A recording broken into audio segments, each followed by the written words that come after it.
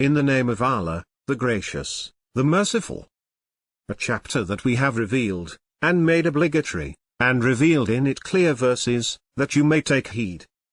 The adulteress and the adulterer, whip each one of them 100 lashes, and let no pity towards them overcome you regarding Allah's law, if you believe in Allah and the last day. And let a group of believers witness their punishment. The adulterer shall marry none but an adulteress or an idolatress, and the adulteress shall marry none but an adulterer or an idolater. That has been prohibited for the believers. Those who accuse chaste women, then cannot bring 4 witnesses, whip them 80 lashes, and do not ever accept their testimony. For these are the immoral. Except for those who repent afterwards, and reform, for Allah is forgiving and merciful.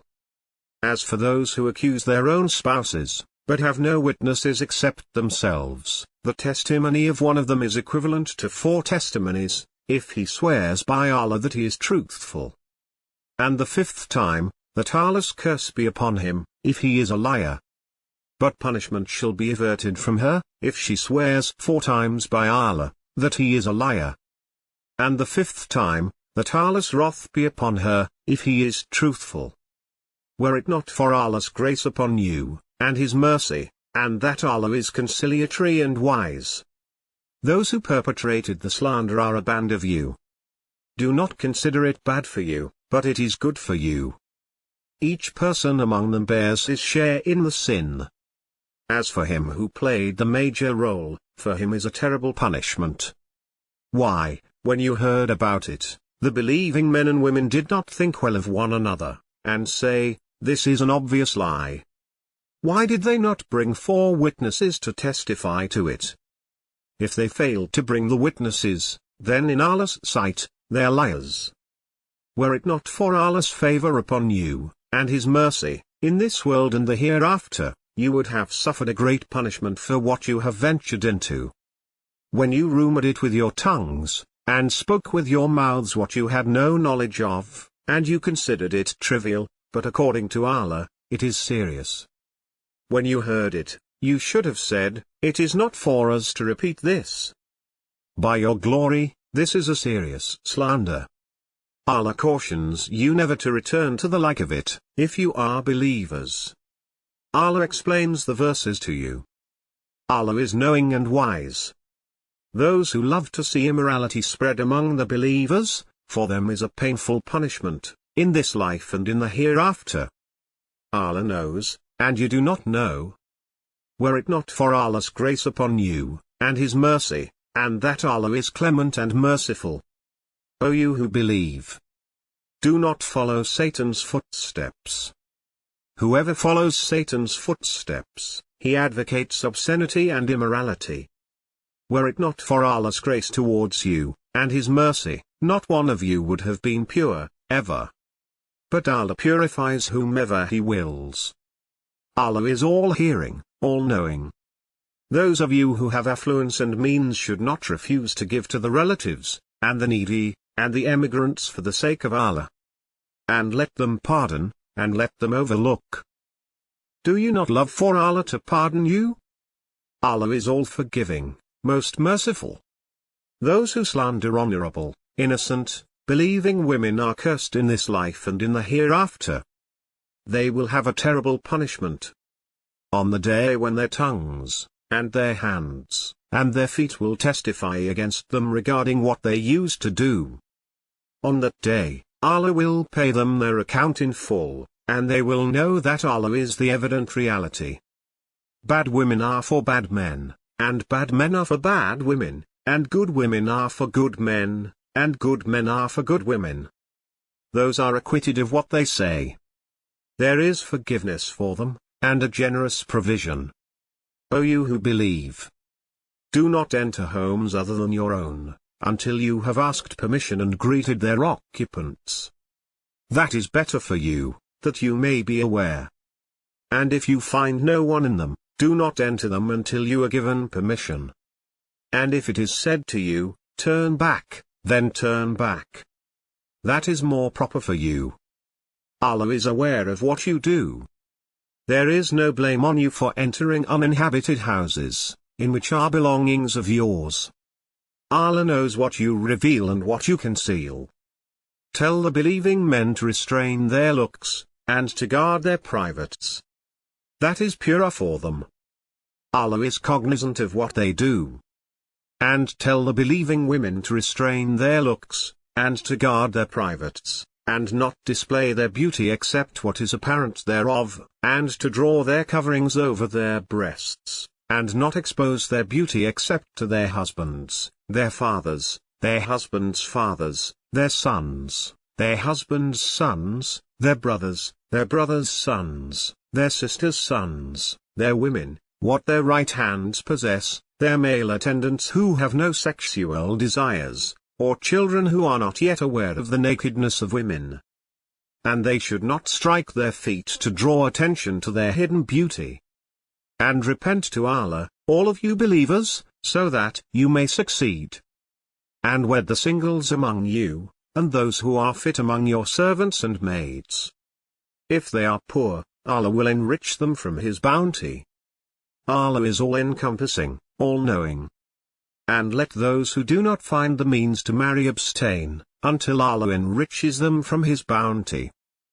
If any of your servants wish to be freed, grant them their wish, if you recognize some good in them. And give them of Allah's wealth which He has given you. And do not compel your girls to prostitution, seeking the materials of this life, if they desire to remain chaste. Should anyone compel them, after their compulsion, Allah is forgiving and merciful. We have sent down to you clarifying revelations, and examples of those who passed on before you, and advice for the righteous. Allah is the light of the heavens and the earth. The allegory of His light is that of a pillar on which is a lamp. The lamp is within a glass. The glass is like a brilliant planet, fueled by a blessed tree, an olive tree, neither eastern nor western. Its oil would almost illuminate, even if no fire has touched it. Light upon light. Allah guides to His light whomever He wills. Allah thus cites the parables for the people. Allah is cognizant of everything. In houses which Allah has permitted to be raised, and His name is celebrated therein. He is glorified therein, morning and evening. By men who neither trading nor commerce distracts them from Allah's remembrance, and from performing the prayers, and from giving alms. They fear a day when hearts and sights are overturned. Allah will reward them according to the best of what they did, and He will increase them from His bounty. Allah provides for whomever He wills without reckoning. As for those who disbelieve, their works are like a mirage in a desert. The thirsty assumes it is to be water. Until, when he has reached it, he finds it to be nothing, but there he finds Allah, who settles his account in full. Allah is swift in reckoning. Or like utter darkness in a vast ocean, covered by waves, above which are waves, above which is fog. Darkness upon darkness. If He brings out His hand, He will hardly see it. He to whom Allah has not granted a light has no light. Do you not realize that Allah is glorified by whatever is in the heavens and the earth, and even by the birds in formation? Each knows its prayer and its manner of praise. Allah knows well what they do. To Allah belongs the dominion of the heavens and the earth, and to Allah is the ultimate return. Have you not seen how Allah propels the clouds, then brings them together, then piles them into a heap, and you see raindrops emerging from its midst? How He brings down loads of hail from the sky, striking with it whomever He wills, and diverting it from whomever He wills. The flash of its lightning almost snatches the sight away. Allah alternates the night and the day. In that is a lesson for those who have insight. Allah created every living creature from water. Some of them crawl on their bellies, and some walk on 2 feet, and others walk on 4. Allah creates whatever He wills. Allah is capable of everything. We sent down enlightening revelations, and Allah guides whomever He wills to a straight path. And they say, "We have believed in Allah and the Messenger, and we obey," but some of them turn away afterwards. These are not believers. And when they are called to Allah and His Messenger, in order to judge between them, some of them refuse. But if justice is on their side, they accept it willingly. Is there sickness in their hearts? Or are they suspicious? Or do they fear that Allah may do them injustice? Or His Messenger? In fact, they themselves are the unjust. The response of the believers, when they are called to Allah and His Messenger in order to judge between them, is to say, "We hear and we obey." These are the successful.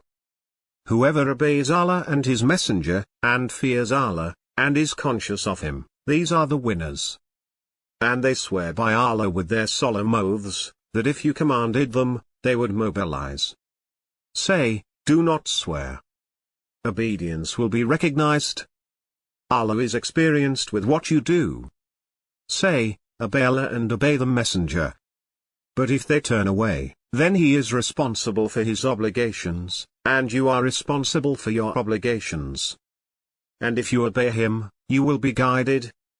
It is only incumbent on the Messenger to deliver the clarifying message. Allah has promised those of you who believe and do righteous deeds, that He will make them successors on earth, as He made those before them successors, and He will establish for them their religion, which He has approved for them, and He will substitute security in place of their fear. They worship Me, never associating anything with Me. But whoever disbelieves after that, these are the sinners. Pray regularly, and give regular charity, and obey the Messenger, so that you may receive mercy. Never think that those who disbelieve can escape on earth. Their place is the fire, a miserable destination. O you who believe! Permission must be requested by your servants and those of you who have not reached puberty. On 3 occasions, before the dawn prayer, and at noon when you change your clothes, and after the evening prayer. These are 3 occasions of privacy for you. At other times, it is not wrong for you or them to intermingle with one another. Allah thus clarifies the revelations for you. Allah is knowledgeable and wise. When the children among you reach puberty, they must ask permission, as those before them asked permission. Allah thus clarifies His revelations for you. Allah is knowledgeable and wise. Women past the age of childbearing, who have no desire for marriage, commit no wrong by taking off their outer clothing, provided they do not flaunt their finery. But to maintain modesty is better for them. Allah is hearing and knowing. There is no blame on the blind, nor any blame on the lame, nor any blame on the sick, nor on yourselves for eating at your homes, or your father's homes, or your mother's homes, or your brother's homes, or your sister's homes, or the homes of your paternal uncles, or the homes of your paternal aunts, or the homes of your maternal uncles, or the homes of your maternal aunts, or those whose keys you own, or the homes of your friends. You commit no wrong by eating together or separately. But when you enter any home, greet one another with a greeting from Allah, blessed and good. Allah thus explains the revelations for you, so that you may understand. The believers are those who believe in Allah and His Messenger, and when they are with Him for a matter of common interest, they do not leave until they have asked Him for permission. Those who ask your permission are those who believe in Allah and His Messenger. So when they ask your permission to attend to some affair of theirs, give permission to any of them you wish, and ask Allah's forgiveness for them. Allah is forgiving and merciful. Do not address the Messenger in the same manner you address one another. Allah knows those of you who slip away using flimsy excuses. So let those who oppose His orders beware, lest an ordeal strikes them, or a painful punishment befalls them. Surely, to Allah belongs everything in the heavens and the earth. He knows what you are about. And on the day they are returned to Him, He will inform them of what they did. Allah has full knowledge of all things.